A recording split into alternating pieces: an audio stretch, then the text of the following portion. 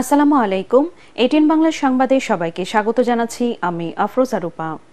প্রধান উপদেষ্টা জাতীয় নির্বাচন নিয়ে যে রোডম্যাপের কথা বলেছেন সেই অনুসারে নির্বাচন কমিশন কাজ করছে বলে জানিয়েছেন CEC AMM Nasir Uddin. Sylhet circuit হাউসের সম্মেলন কক্ষে ভোটার হালনাগাদ ও ত্রয়োদশ জাতীয় সংসদ নির্বাচন উপলক্ষে জেলা নির্বাচন কর্মকর্তাদের সাথে মতবিনিময় সভায় তিনি একথা বলেন। এ সময় তিনি আরও জানান, সংস্কার কমিশনের প্রতিবেদন দেওয়ার পর রাজনৈতিক দলগুলোর নিবন্ধন নিয়ে নতুন পরিকল্পনা করবে ইসি। সেই সাথে ভোটার আইডি কার্ড সংশোধনের আর্থিক দুর্নীতির সাথে বিগত দিনে যারা জড়িত ছিল তাদেরকে আইনের আওতায় নিয়ে আসা হবে বলে জানান তিনি। প্রবাসী ভোটার অন্তর্ভুক্তির বিষয়ে সিইসি বলেন, প্রথম বছরে সবাইকে অন্তর্ভুক্ত করা সম্ভব হবে না, তবে প্রক্রিয়া যেহেতু শুরু হয়েছে সকল প্রবাসীদেরকে পর্যায়ক্রমে ভোটার করা হবে বলেও জানান প্রধান নির্বাচন কমিশনার। জাতীয় নির্বাচনের টাইমফ্রেম নিয়ে যে বক্তব্য দিয়েছে সেটা মাথায় রেখে ইসি কাজ করছে। আমরা আমাদের সেই কাজ চালিয়ে যাচ্ছি এবং ওনার বক্তব্য অনুযায়ী যাতে আমরা নির্বাচন করতে পারি সে লক্ষ্যে আমরা কাজ করে যাচ্ছি। আগামী জাতীয় নির্বাচন আমরা এই নিয়মের মাধ্যমে করার কোনো পরিকল্পনা আমাদের নেই। বানানো খাবার নিয়ে হাসপাতালে বেগম খালেদা জিয়ার সাথে দেখা করেছেন তারেক রহমান ও তার স্ত্রী জুবাইদা রহমান।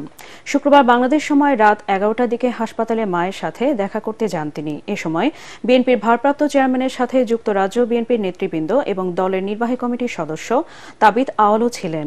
এর আগে লন্ডনে চিকিৎসাধীন বিএনপি চেয়ারপারসন বেগম খালেদা জিয়ার চিকিৎসায় কিছুটা পরিবর্তন আনা হয়েছে বলে জানিয়েছেন বিএনপির স্থায়ী কমিটির সদস্য ও খালেদা জিয়ার মেডিকেল বোর্ডের সদস্য অধ্যাপক ডাক্তার AZM জাহিদ হোসেন। তিনি জানান, অধ্যাপক ডাক্তার প্যাট্রিক কেনেডির অধীনে বেগম জিয়ার স্বাস্থ্য পরীক্ষা চলছে। সাবেক প্রধানমন্ত্রী বেগম খালেদা জিয়া দীর্ঘদিন ধরে liver cirrhosis, kidney, heart, diabetes, arthritis সহ নানা শারীরিক অসুস্থতায় ভুগছেন। মুন্সিগঞ্জের শ্রীনগরে এজাহারভুক্ত আসামিকে গ্রেফতারের পর থানা থেকে ছিনিয়ে নেওয়ার অভিযোগ পাওয়া গেছে বিএনপি ও সহযোগী অঙ্গ সংগঠনের নেতা কর্মীদের বিরুদ্ধে।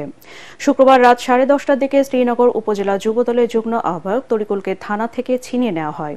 পুলিশ ও প্রত্যক্ষদর্শীরা জানায়, যুবদলের সদস্য তরিকুলকে গ্রেফতারের খবর শুনে রাত 9টার দিকে থানায় আসেন শ্রীনগর উপজেলা বিএনপির সাধারণ সম্পাদক হাফিজুল ইসলাম খান। তিনি তরিকুলকে ছেড়ে দেওয়ার জন্য শ্রীনগর থানার ওসি কায়ুম উদ্দিন চৌধুরীর উপর চাপ দিতে থাকেন। পরে উপজেলা বিএনপি ও অঙ্গ সংগঠনের নেতাকর্মী থানায় এসে পুলিশ সদস্যদের কাছে থেকে তরিকুলকে কেড়ে নিয়ে থানা থেকে নিয়ে যায়। শ্রীনগর থানার অফিসার ইনচার্জ কায়ুমউদ্দিন চৌধুরীর ঘটনার সত্যতা স্বীকার করে বলেন, পুলিশি বাধা উপেক্ষা করে এই ঘটনা ঘটানো হয়েছে। হাড় কাঁপানো শীতে কাঁপছে সারা দেশ। সকালে দেশের সর্বনিম্ন তাপমাত্রা ছিল পঞ্চগড়ের তেঁতুলিয়ায় 8.2 ডিগ্রি সেলসিয়াস, আর ঢাকা তাপমাত্রা রেকর্ড করা হয়েছে 13.2 ডিগ্রি সেলসিয়াস। আবহাওয়াবিদ ডক্টর মোহাম্মদ ওমর ফারুক জানান, আজ থেকে সারা দেশে বাড়বে তাপমাত্রা, এতে কমে আসবে শীতের অনুভূতি। যদিও 4 দিন বাদে বুধবার থেকে আবারও দেশের অধিকাংশ স্থানে শৈত্যপ্রবাহ বইতে শুরু করবে। আবহাওয়া অফিস জানিয়েছে, আজ উত্তরাঞ্চলের 5 জেলায় বইছে শৈত্যপ্রবাহ। জেলাগুলো হলো গোপালগঞ্জ, কুড়িগ্রাম, পঞ্চগড়, যশোর ও মৌলভীবাজার। এদিকে গত কয়েকদিন ধরে বয়ে চলা শৈত্যপ্রবাহের কারণে জনদুর্ভোগ বেড়েছে। শীত উপেক্ষা করে জীবিকার তাগিদে বের হচ্ছে নিম্ন আয়ের মানুষ। অনেকে বিভিন্ন স্থানে খড়কুটো জ্বালিয়ে শীত নিবারণের চেষ্টা করছেন।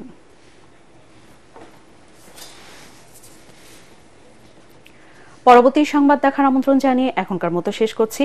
এটিএন বাংলা সংবাদ ইউটিউবে দেখতে ব্রাউজ করুন youtube/ATN Bangla News। ধন্যবাদ সবাইকে।